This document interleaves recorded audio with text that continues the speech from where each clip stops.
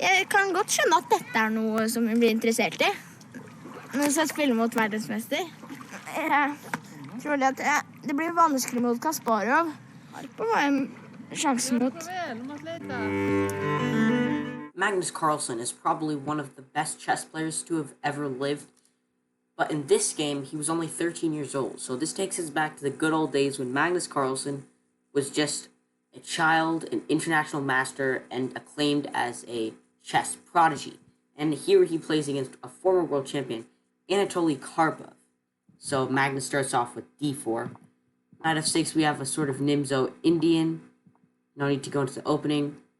Karpov plays this bishop a6 move, attacking the c4 pawn, and after b3, these are all really, this is all theory, but after b3, the dark squares are a bit weakened around the king, so bishop b4 check, bishop b2, bishop b7, it looks kind of stupid.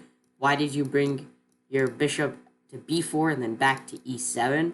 But it is an opening. Knight c3, d5, now black is playing for the center, a trade on d5, and then e4, expanding in the center. Magnus has a very comfortable position out of the opening. Karpov trades on f1.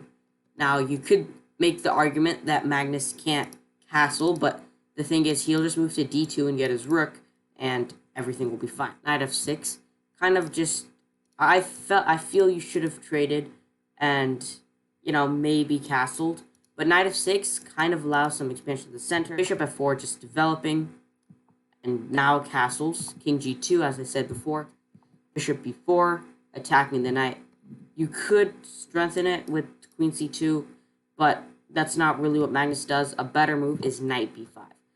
You can't actually defend this c7 pawn. You could try knight a6, but a3, there's some sort of continuation where white can constantly put pressure on the c7 pawn, but Karpov can just play a6. He did lose the c7 pawn, but now rook a7, and this knight is trapped. You can try and protect it, or you can just attack this bishop, which is what Magnus does. He forces the bishop to retreat. He expands in the center with d5. Now, if you take, then Magnus is just going to take back, and he's a pawn up. But it's a bit of a mistake because black can just take on c7. And you shouldn't take back.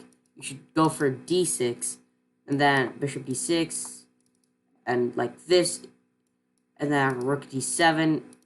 I think, personally, even though this bishop has a nice outpost, the bishop being pinned to the queen is a bit scary, and I think that black could have a slight advantage after the move knight e4.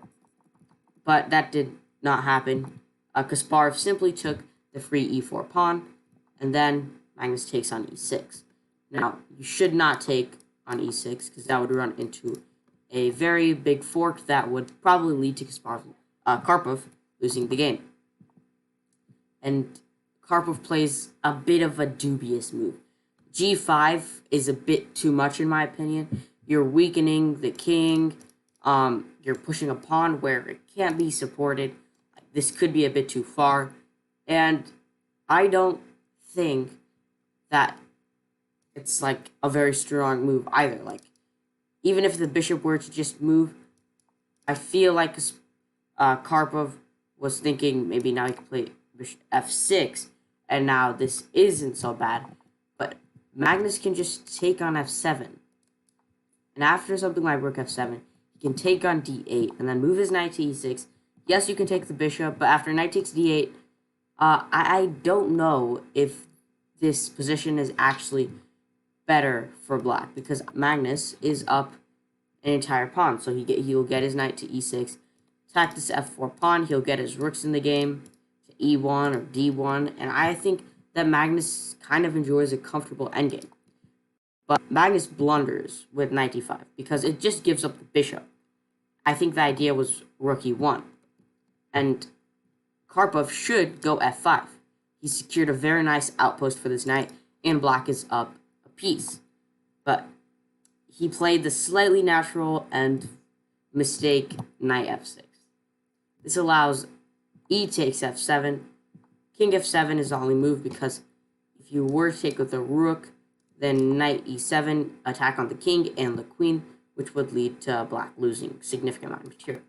So king f7, and now Magnus goes knight g5 check. You think the king would want to go to g6, but then there's stuff like knight f4 check.